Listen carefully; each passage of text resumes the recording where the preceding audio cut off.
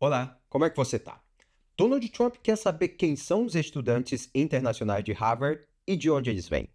Mas antes do meu comentário, eu peço que você compartilhe esse conteúdo, me siga nas principais redes sociais, dependendo muito do que eu vou falar, se é relacionado às questões de gênero ou vacina, esse conteúdo não vai estar disponível no YouTube. Então você pode ir lá no Substack e também no Spotify. Para você que está aí dirigindo, fica muito mais acessível, porque eu faço muito isso. Enquanto eu dirijo, eu sempre estou ouvindo algum podcast ou enquanto eu estou fazendo academia ou correndo. Pois bem, e se você também quiser contribuir com o meu trabalho, você pode adquirir o meu livro Ideologia de Gênero e a Ilusão do Corpo Equivocado, que vai estar disponível também lá na Bienal do Livro, esse mês de junho, no Rio de Janeiro, e também você pode adquirir pela editora Letra Capital ou pela Livraria da Travessa. Você que mora fora do Brasil, está disponível na Amazon do país que você mora. E também os links para você fazer suas doações estão disponíveis na descrição desse vídeo. Obviamente, como no seu primeiro mandato, as mídias progressistas e os principais canais de notícias ao redor do mundo têm demonizado a administração Trump. O assunto da vez agora é que a administração Trump quer saber quem são os estudantes internacionais de Harvard e de onde eles vêm. Segundo a mídia tradicional e os seus opositores, isso é uma escalada do autoritarismo e o presidente Donald Trump está perseguindo os seus opositores. Mas será que é realmente por isso que Donald Trump quer saber quem são e de onde vêm os estudantes internacionais de Harvard? Acompanhe agora o meu comentário. O presidente Donald Trump quer a lista com os nomes e países dos estudantes internacionais em Harvard. Em seu perfil na rede social Truth, do qual ele é dono, o presidente escreveu o seguinte: por que Harvard não diz que quase 31% dos seus alunos são de países estrangeiros? E esses países não são nada amigáveis aos Estados Unidos. E eles tampouco querem pagar pela educação desses alunos, nem pretendem fazê-lo. Queremos saber quem são esses estudantes estrangeiros. Um pedido razoável, já que damos bilhões de dólares a Harvard, mas Harvard não é exatamente acessível para os americanos, ele quis dizer. Queremos esses nomes e os seus países. Harvard tem 52 bilhões de dólares. Use-os e pare de pedir ao governo federal que continue concedendo dinheiro a vocês. No entanto, um cidadão americano médio não tem o direito de estudar de forma fácil em Harvard, como acontece com os estudantes internacionais, a não ser que tenha um nível excepcional acima da média, ou seja, um atleta para receberem bolsas. Até as famílias americanas mais afortunadas, que têm condições de pagar para que seus filhos estudem ali, precisam passar por uma triagem. Não é fácil assim estudar em Harvard, não, para quem é americano. Entretanto, muitos estrangeiros, incluindo brasileiros que mal falam inglês, com pontuação no TOEFL de 59, conseguem bolsas 100% ali. Olha, essa pontuação do TOEFL vai de 0 a 120. Eu, por exemplo, tenho 101. Eu vi estudantes brasileiros serem aprovados com 51. Praticamente o cara não fala inglês. Mas o seu currículo, que não é tão excepcional assim, por exemplo, para os cursos de PhD, é aceito devido ao seu posicionamento político na maioria das vezes. Eu, particularmente, nunca tentei aplicar para uma bolsa em Harvard, porque eu ia ser automaticamente reprovado, porque o meu trabalho, a minha tese, é sobre essas questões de gênero, e a Harvard é o ponto principal, é de onde vem a maioria dessas ideias a respeito de gênero hoje. Tanto é que a família Pretty School financia muita gente ali nessa universidade. Referente a esse tipo de pesquisa, né? Pesquisas pró-agenda de gênero. Mas voltando aqui ao assunto. Na minha opinião, o Homeland Security sabe exatamente quem são e de onde vêm esses estudantes de Harvard. No entanto, aí para você que observa e entende sobre essas questões de política, existe algo de ameaçador da administração de um país saber de onde vêm os estudantes dos quais essa administração está financiando com bilhões? Essa mesma universidade que anualmente forma e lança não só pessoas com conhecimento técnico de alto nível, mas também intelectuais responsáveis por influenciar a opinião das massas. Mas também a mídia e demais estudantes com um viés político de esquerda, pró-Palestina e convencidos de que um homem pode se tornar mulher, e qualquer pessoa que se recuse a compactuar com essas loucuras devem ser calados e expulsos do campus. Estes mesmos que creem que o presidente americano e sua administração estão perseguindo seus opositores políticos. E sobre o antissemitismo? O antissemitismo é ensinado, propagado e militado dentro das universidades, não somente ali na New England, mas nas demais universidades com o viés que a gente conhece hoje como progressistas, na maioria das universidades americanas. Mas os estudantes de Harvard, incluindo os brasileiros, demonstram sintomas claros de dissonância cognitiva, como sempre nesse momento. Em uma entrevista à rádio brasileira sediada nos Estados Unidos, nossa Rádio USA, o estudante Eduardo Vasconcelos disse o seguinte, abre aspas, as medidas do governo Trump refletem que a administração vem caminhando cada vez mais para o que as ciências políticas definem como autoritarismo competitivo, que pode ocorrer em governos de direita e de esquerda. Fecha aspas. Me parece que o Eduardo não tem muitas informações a respeito do que aconteceu durante o governo Joe Biden, principalmente a respeito das denúncias da USAID. E o estudante, que logo vai se formar, em 2 semanas vai ter a sua cerimônia de entrega de diploma, ele, mesmo estando ali, não está muito a par do que vem acontecendo nos Estados Unidos. Escute o trecho da entrevista que ele deu para a rádio. A universidade demorou um tempo para soltar algum comunicado oficial, mas hoje a mensagem foi muito incisiva. A linha tida no comunicado oficial da Universidade de Harvard foi que, sem os estudantes e pesquisadores internacionais, Harvard não é mais Harvard. E essa mensagem ela tenta transmitir a ideia de que é essencial para a universidade que seja possível que talentos de todo mundo possam se unir para tentar resolver os desafios da ciência. Nesse sentido, o dia de ontem foi um dia de muita preocupação. Eu diria que acho que há 3 sentimentos dentro da comunidade de estudantes, pesquisadores brasileiros e internacionais no dia de ontem. O primeiro foi de muita frustração. Quem chegou aqui trabalhou muito duro, uma trajetória, uma jornada longa, e é como se estiveram sendo despejados, usados como moeda de troca, né? O segundo sentimento é o sentimento de medo. A gente já teve alguns estudantes que, ao se pronunciarem contra essas medidas do governo federal, tiveram vistos revogados, simplesmente por publicar um artigo de opinião. Olha, depois você vai ver aí que o estudante, ele, em 2 semanas, vai ter a colação de grau dele aí. Então, ele já é formado, praticamente.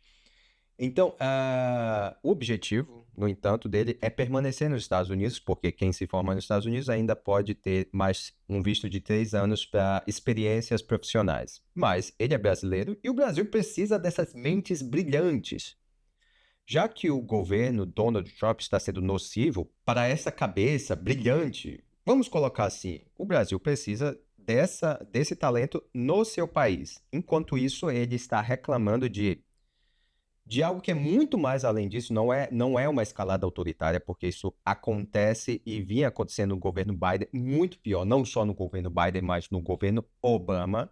Até pastores administradores de igreja, como o Williams Costa Júnior, da Igreja Adventista, que é brasileiro e está na Conferência Geral nos Estados Unidos, resolveu, de um dia para o outro, dizer que o governo atual, que é o governo do Donald Trump, é um governo nocivo, enquanto que o governo de Joe Biden perseguia até aqueles que davam Feliz Natal. Lembra aquele famoso vídeo da Kamala Harris, que é How dare you say Merry Christmas? Como você ousa dizer Feliz Natal? Vamos continuar escutando aqui. E é uma coluna. E, por fim, eu acho que é um sentimento de indignação.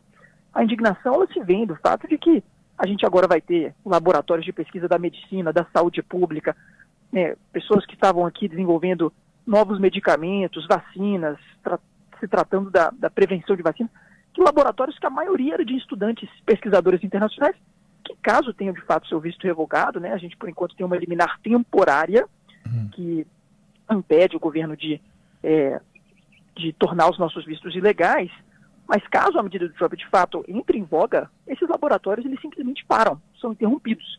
Então eu diria que é uma mistura de frustração, medo e indignação que permeou a comunidade de estudantes internacionais da Universidade de Harvard no dia de ontem e seguindo no dia de hoje também.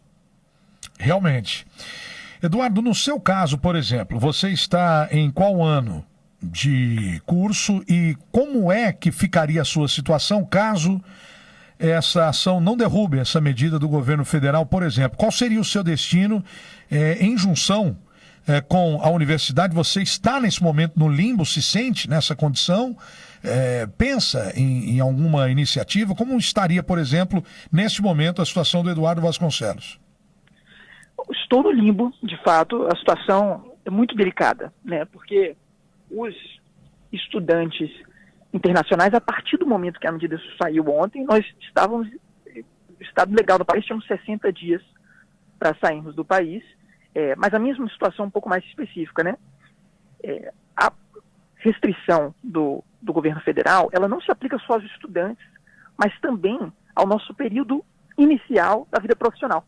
Então, assim que nos formamos, temos um visto de 1 a 3 anos para trabalhar nos Estados Unidos. Só que esse visto ele é afiliado à universidade. Então, eu, por exemplo, tinha uma oferta de emprego para trabalhar em uma organização sem fins lucrativos voltado para a saúde mental de crianças e adolescentes, Child Mind Institute, o Instituto da Mente da Criança em Nova York, e é impossível que o empregador possa me levar, me juntar à força de trabalho, caso essa medida do Trump entre em voga. Então, é um planejamento de anos feito da sua vida acadêmica, da sua vida profissional, que de um dia para o outro, de fato, vai... Olha, eu sinto muito por isso estar afetando ele. Eu não conheço pessoalmente, nunca tinha visto, fui olhar o perfil dele, mas isso aí é muito mais além disso. Não é para prejudicar qualquer estudante, principalmente um estudante que vai somar com o governo americano. O que se tem visto é justamente o oposto. Muitos estudantes, incluindo disfarçados de estudantes, logo logo você vai ver as notícias aí que vão saindo pouco a pouco, estão indo para os Estados Unidos para criarem o caos. O governo Joe Biden fez muito mais que perseguir seus opositores. Tentou até tirar Donald Trump das eleições, mas ninguém disse nada. Ao contrário, muitos estudantes aplaudiram. Estudantes esses ideologizados por seus professores progressistas. Eu até felicito o Eduardo Vasconcelos. No entanto, o estudante e demais mídias ignoram o fato de que, segundo o relatório da Presidential Task Force of Combating Antisemitism and Anti-Israel Bias, relatório indica que estudantes judeus enfrentam discriminação e assédio em Harvard, com cerca de 60% deles relatando incidentes, incluindo insultos e intimidação física. E outro relatório da Task Force de Harvard, de abril de 2025, destacou um ambiente hostil, com alguns estudantes judeus recusando a admissão devido a preocupações com segurança, segundo o relatório. Olha esse vídeo aqui.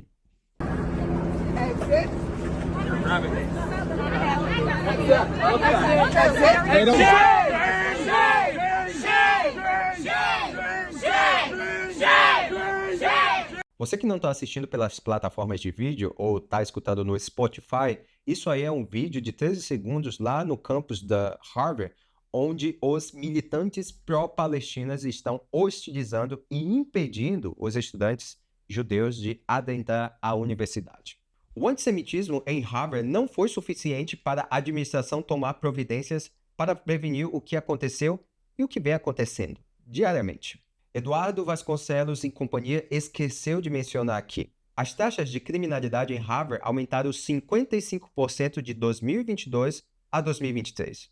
De 2022 a 2023, as agressões agravadas aumentaram 295% e os roubos aumentaram 560%.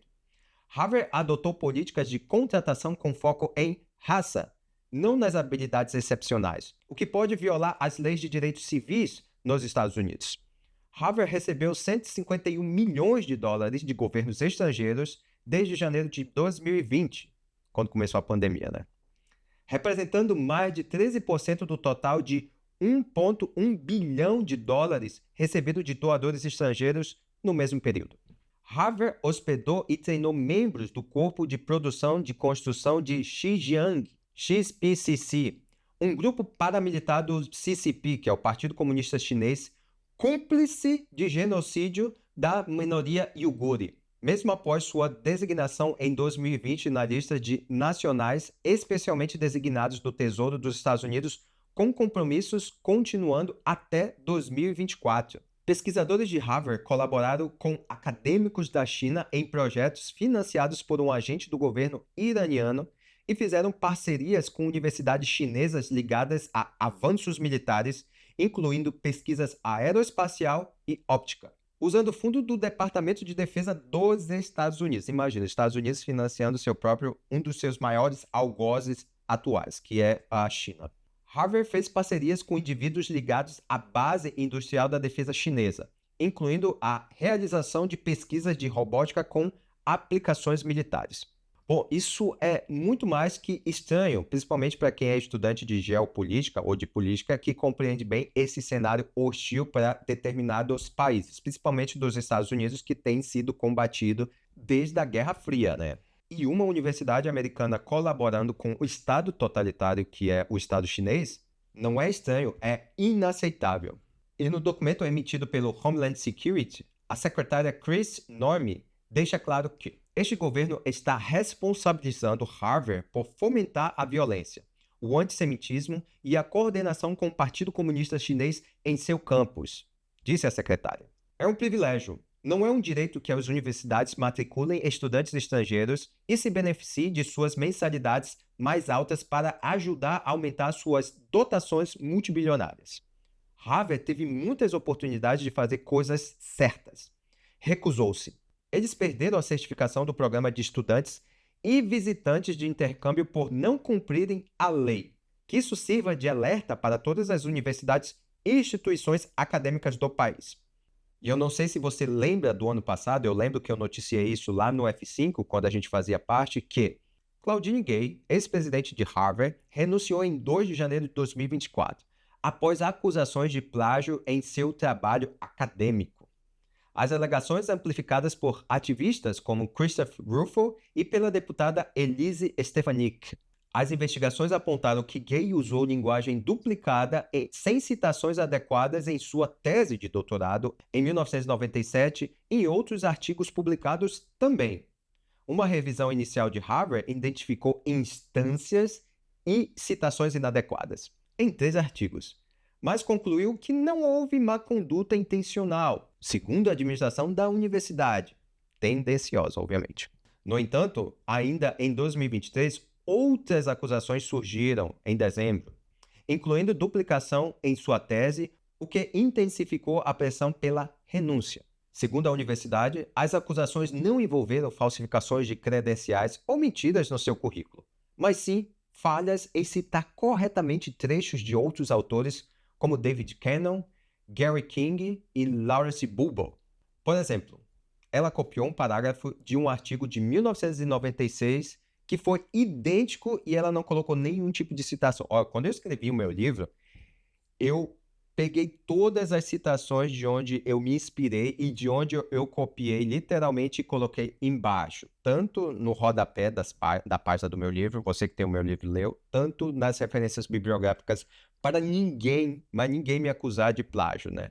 Aí uma presidente de uma universidade como Harvard, uma das maiores do mundo, ela esqueceu e ninguém sabe o que aconteceu, foi um pequeno erro. Imagina só, com todo o dinheiro que ela tem para ajudá-la a fazer um trabalho muito bem feito, com os revisores, com quem avalia, com seus peers e outras coisas.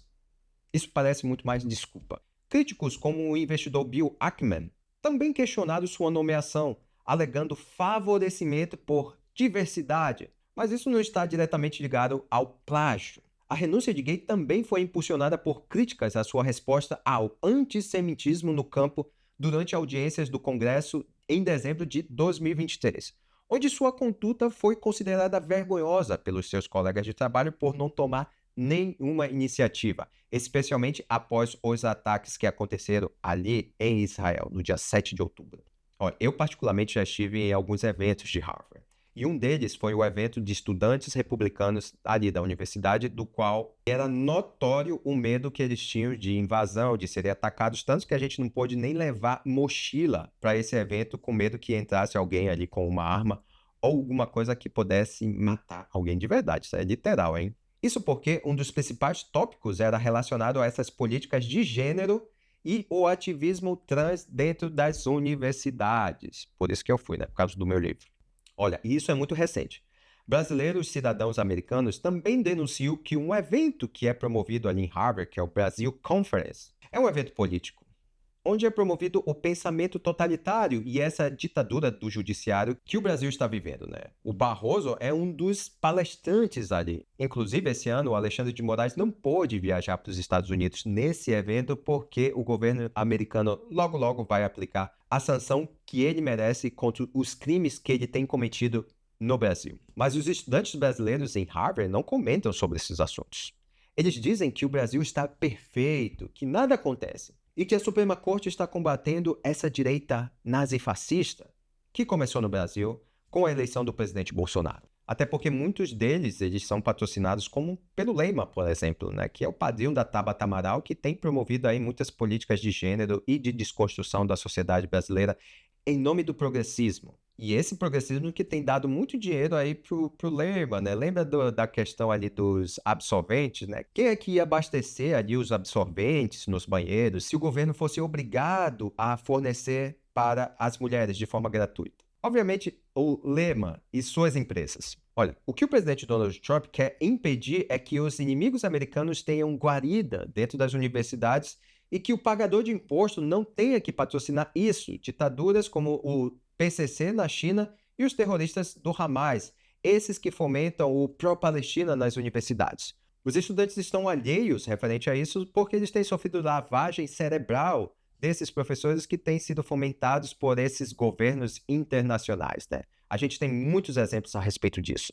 Segundo esses professores, Israel é uma ameaça para a paz no Oriente. E isso é completamente o oposto. O presidente Donald Trump está colocando America First, primeiro a América para os americanos, e depois os demais países, né? Oxalá se a gente tivesse um presidente realmente interessado com os brasileiros e não estivesse financiando ditaduras como Cuba, Angola e demais ao redor do mundo, como o atual governo brasileiro tem feito. Mas muitos brasileiros, por exemplo, que também estudaram em Harvard e que lutam no passado, apoiaram políticas progressistas e que hoje estão pagando preço. Na minha opinião e na experiência que eu tenho em empresas, é que muitos estudantes dançam conforme a música. Se ele me financia, eu vou gritar a agenda dele. Principalmente para estudantes carentes, né, que saem de uma favela, por exemplo, que tem que dançar conforme a música do que os seus financiadores estão dizendo, senão eles perdem a bolsa. Imagina, você sai de um local muito pobre e conhece realmente o que é viver com dignidade, principalmente em um país rico como os Estados Unidos, e você não quer mais voltar. Então, é compreensível que esses estudantes adotem a narrativa de quem os está financiando. Um exemplo grande disso é a Tabata e o Lehman. Mas eles não podem esquecer que os Estados Unidos ainda mantêm a sua soberania nacional e que ali não é Brasil e a lei realmente funciona. Pois bem, na minha opinião, o presidente Donald Trump está fazendo um ótimo trabalho. Eu, particularmente, tenho amigos próximos que estão nos Estados Unidos em menos de um ano, estão com visto de trabalho, estão se dando muito bem e crescendo. Mas, a partir do momento que você vai para um país com o dinheiro desse país para fomentar uma agenda contra esse país, aí as coisas já ficam complicadas. Pois bem, por hoje é só. Eu peço que você compartilhe esse conteúdo, mande seu comentário, vá lá no Spotify ou no Substack ou onde eu vou postar. Eu acho que esse conteúdo vai estar lá no YouTube, né? Se eles não censurarem. Pois bem, deixe seu comentário, compartilhe, me mande sugestões, tá bom? E até a próxima e tchau!